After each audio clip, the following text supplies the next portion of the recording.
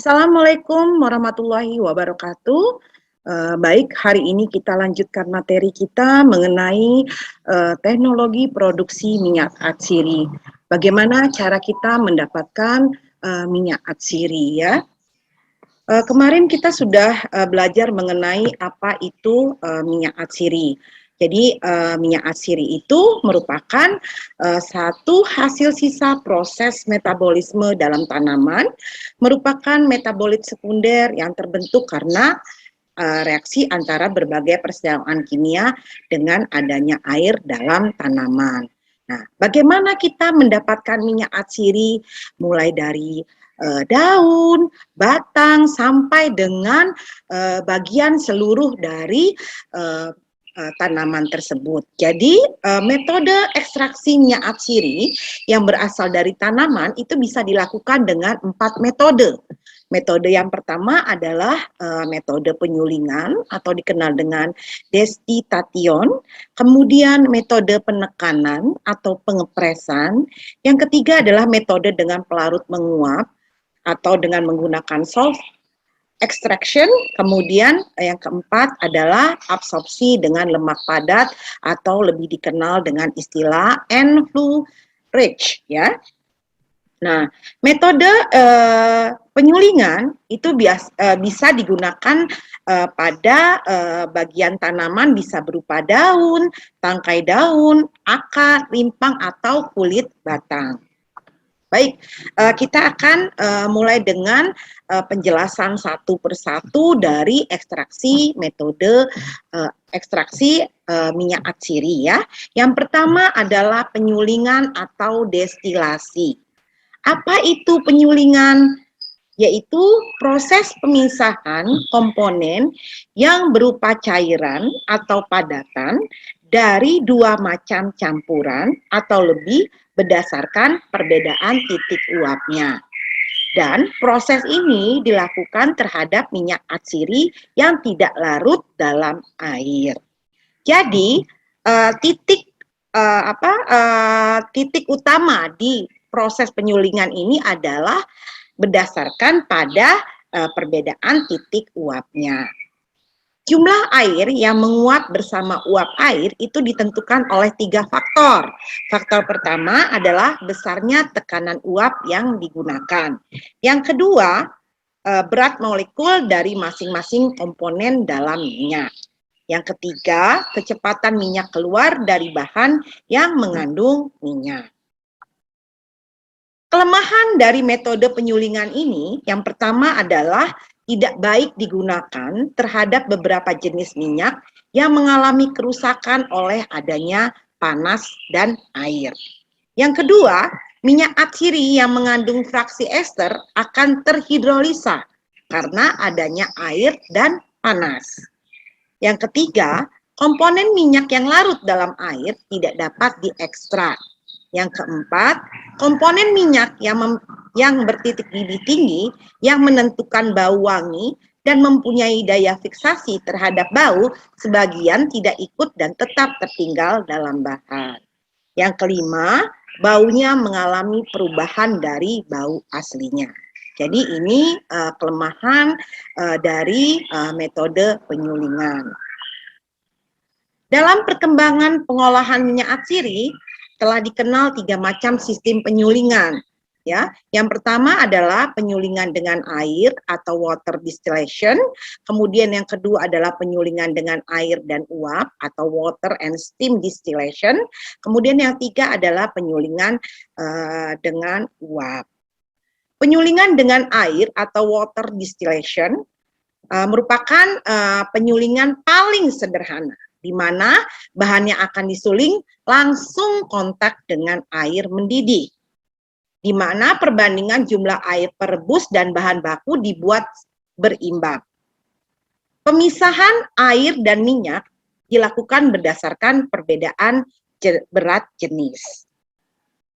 Keuntungan kita menggunakan penyulingan dengan air, yang pertama adalah yaitu baik digunakan untuk menyuling bahan yang berbentuk tepung dan bunga-bungaan yang mudah membentuk gumpalan jika terkena panas.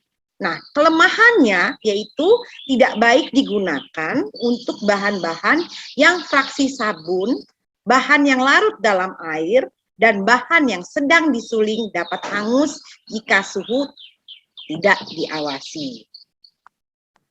Yang kedua, penyulingan dengan air dan uap atau water and steam distillation.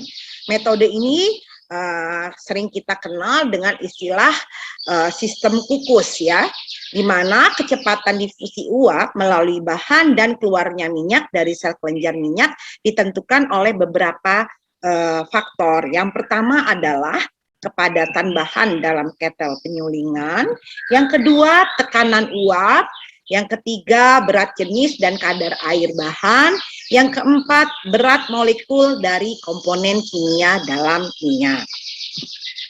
Keuntungan kita menggunakan metode ini adalah yang pertama, penetrasi uap terjadi secara merata ke dalam jaringan bahan.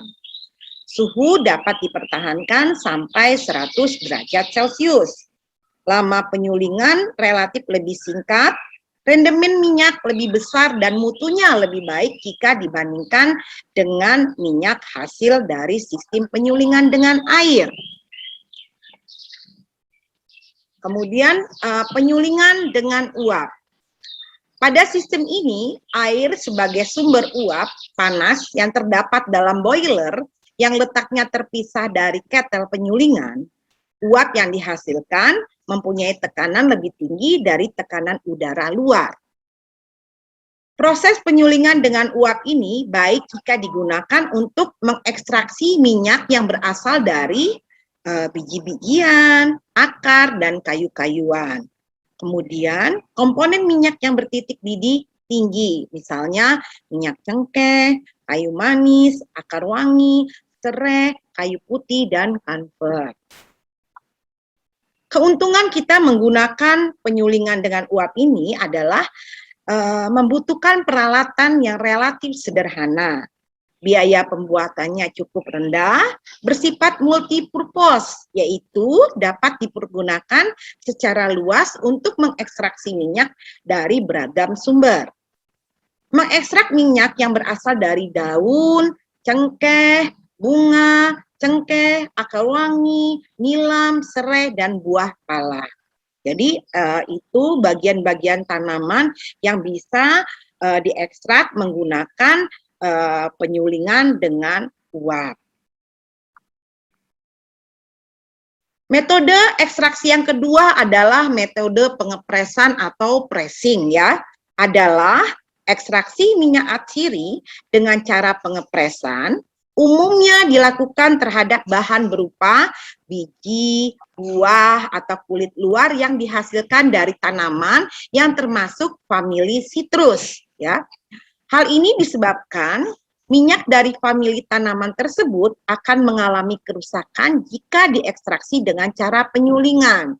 Dengan pengepresan, maka sel-sel yang mengandung minyak akan pecah dan minyak akan mengalir ke permukaan bahan. Jadi, bahan-bahan yang berupa biji, buah, atau kulit luar biasanya dihasilkan oleh famili sitrus ini biasanya dilakukan dengan metode pengepresan, bukan metode penyulingan. Beberapa jenis minyak yang dapat diekstrak dengan cara pengepresan adalah minyak almond, kemudian minyak aprikot, lemon, minyak kulit jeruk, bisa juga dengan kulit jeruk mandarin, grapefruit, dan beberapa jenis minyak lainnya. Pada metode pengepresan, alat yang digunakan berupa mesin pengepres. Alat ini bekerja dengan cara menekan bahan baku hingga sel penghasil minyak akan pecah dan minyak akan keluar. Kemudian ekstraksi yang ketiga adalah ekstraksi dengan pelarut mudah menguap. Prinsip dari ekstraksi ini adalah melarutkan minyak atsiri dalam bahan dengan pelarut organik yang mudah menguap. Pelarut organik yang berpenetrasi ke dalam jaringan dan akan melarutkan minyak serta bahan non-volatil. Bahan non-volatil itu bisa berupa resin, lilin, dan beberapa macam zat warna. Proses ekstraksi biasanya dilakukan dalam suatu wadah yang sering dikenal dengan istilah ekstraktor, ya. Berbagai pelarut yang biasa digunakan adalah petroleum ether, karbon tetraklorida, kloroform, dan pelarut lainnya yang mempunyai titik didih yang rendah, ya. Kemudian ekstraksi dengan pelarut organik umumnya digunakan untuk mengekstraksi minyak atsiri yang mudah rusak oleh proses pemanasan uap dan air. Seperti untuk mengekstraksi minyak dari bunga-bungaan, ya, bisa bunga cempaka, melati, mawar, sampai dengan granium, ya. Pembuatan minyak atsiri dengan pelarut menguap dilakukan dengan menggunakan ekstraktor. Nah, ekstraktor yang digunakan untuk mengekstrak minyak atsiri dari bunga terdiri dari tabung ekstraktor berputar dan tabung evaporator, ya. Jadi dia punya dua tabung. Tabung pertama adalah ekstraktor yang berputar dan tabung yang kedua adalah evaporator yang berguna untuk proses penguapan. Yang keempat, ekstraksi dengan lemak. Nah, ekstraksi dengan lemak ini bisa dilakukan dengan dua cara. Yang pertama, ekstraksi dengan lemak dingin atau yang dikenal dengan enfleurasi, serta ekstraksi dengan menggunakan lemak panas. Ekstraksi dengan lemak dingin atau enfleurasi ini adalah di proses ekstraksinya ini biasanya digunakan khusus untuk mengekstraksi minyak bunga-bungaan dalam rangka mendapatkan mutu dan rendaman minyak yang tinggi. Untuk mendapatkan rendaman minyak yang lebih tinggi dan bermutu baik, proses fisiologi dalam bunga selama proses ekstraksi berlangsung perlu dijaga agar tetap berlangsung dalam waktu selama mungkin sehingga bunga tetap dapat memproduksi minyak atsiri. Nah, hal ini ya dapat dilakukan dengan cara menggunakan lemak hewani atau lemak yang berasal dari nabati. Sama halnya dengan ekstraksi menggunakan pelarut menguap. Ekstraksi minyak atsiri dengan metode lemak dingin ini memerlukan evaporator untuk memisahkan minyak atsiri dari lilin dan alkohol pelarutnya. Selain itu, dibutuhkan lempeng kaca dan rak tertutup pada proses absorbasi minyak atsiri dari bunga. Sedangkan bahan penunjang yang digunakan pada saat ekstraksi menggunakan lemak dingin ini, dia membutuhkan bahan penunjang yaitu lemak dan alkohol, di mana lemak berfungsi sebagai absorben atau penyerap minyak atsiri dari bunga, sementara alkohol itu digunakan untuk memisahkan minyak atsiri dari lemak. Jadi bahan penunjang di dalam ekstraksi menggunakan lemak dingin ini, dia membutuhkan alkohol dan lemak, ya, di mana lemak dia berfungsi sebagai absorben, sedangkan alkohol digunakan untuk memisahkan minyak atsiri dari lemak. Kemudian metode enfleurasi dilakukan dengan beberapa tahap, ya, langkah-langkah yang dilakukan dalam ekstraksi ini. Yang pertama adalah pilih bunga yang masih kuncup dengan tingkat ketuaan yang optimum, ya. Lalu tangkai bunga dihilangkan. Selanjutnya, oleskan lemak yang akan digunakan sebagai absorben pada lempeng kaca dengan ketebalan 1 sampai dengan 2 cm. Nah, tujuannya agar diperoleh luas bidang permukaan yang lebih besar.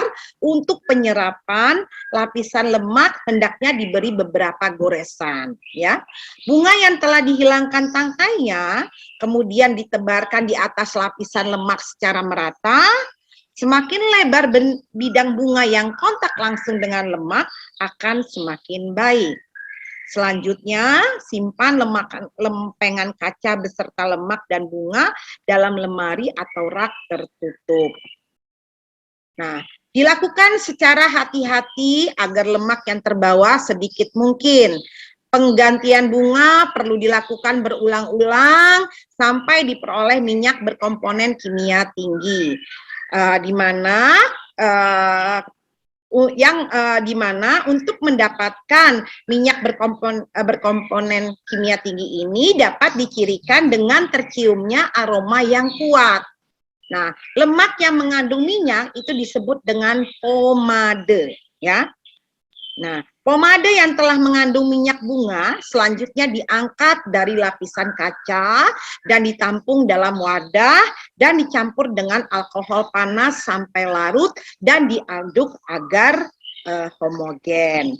Selanjutnya, simpan larutan pada suhu dingin agar lemak membeku dan mudah dipisahkan.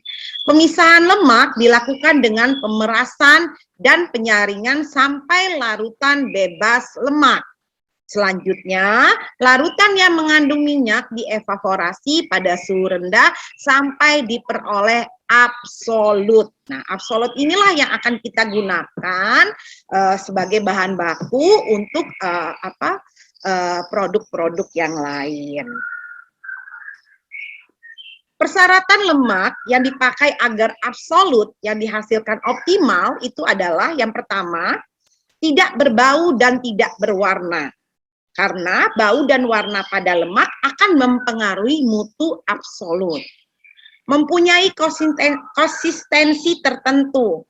Lemak yang terlalu keras mempunyai daya absorpsi yang rendah.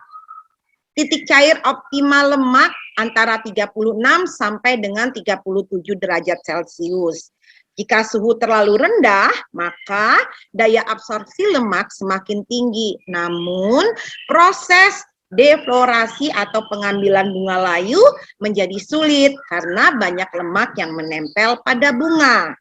Sementara jika titik cairnya di atas 37 derajat Celcius, maka proses pengambilan bunga layunya semakin mudah, tetapi daya absorpsinya lemak menurun. Jadi titik cair optimal lemak itu memang harus di suhu 36 sampai dengan 37 derajat Celcius. Kemudian ekstraksi dengan lemak panas atau dikenal dengan istilah maserasi, ya. Metode pembuatan minyak dengan lemak panas tidak berbeda jauh dengan metode lemak dingin, ya. Bahan dan peralatan yang digunakan pun tidak jauh berbeda. Perbedaannya hanya terletak pada bagian awal proses, yaitu menggunakan lemak panas, ya. Jadi kalau ekstraksi dengan lemak dingin, dia menggunakan lemak dingin, sedangkan diekstraksi dengan lemak panas, dia menggunakan lemak panas. Kemudian, sedangkan alat yang digunakan yaitu evaporator vakum.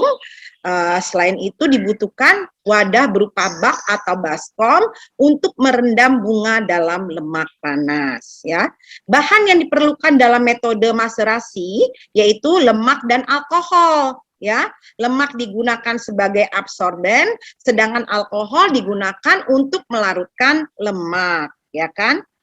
Nah, jadi perbedaan antara penggunaan lemak panas dengan lemak dingin itu kalau di lemak dingin dia menggunakan lemak dan alkohol, di mana lemaknya digunakan sebagai absorban, sedangkan alkoholnya digunakan untuk memisahkan minyak atsiri dari lemak. Sedangkan pada proses ekstraksi menggunakan maserasi, ya, maserasi lemaknya digunakan sebagai absorben sama dengan ekstrak menggunakan lemak dingin, sedangkan alkoholnya di sini digunakan untuk melarutkan lemak, ya. Jadi itulah perbedaannya. Metode maserasi dilakukan dengan beberapa tahap. Mula-mula pilih bunga yang bagus dengan tingkat ketuaan yang optimum, artinya bunga tersebut belum mekar sepenuhnya, ya. Selanjutnya kita lakukan proses perendaman bunga dalam lemak yang telah dipanasi sampai suhunya mencapai 80 derajat Celcius, ya, dan biarkan selama 1 malam. Keesokan harinya, tambahkan alkohol panas dalam lemak, lalu aduk dan saring untuk memisahkan bunganya. Simpan campuran lemak dan alkohol dalam pendingin agar membeku sehingga mudah dipisahkan. Pemisahan dilakukan dengan penyaringan sampai larutan benar-benar bebas dari lemak. Larutan yang bebas lemak tersebut selanjutnya dievaporasi pada kondisi vakum sampai diperoleh absolut.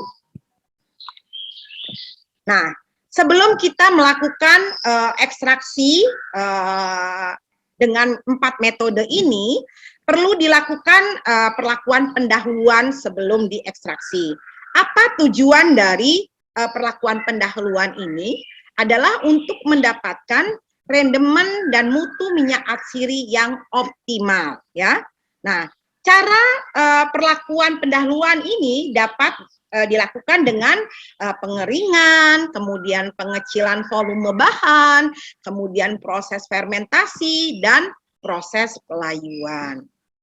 Pengeringan yaitu mempercepat proses ekstraksi dan memperbaiki mutu minyak, tetapi menyebabkan sebagian minyak akan hilang karena penguapan dan oksidasi oleh oksigen udara.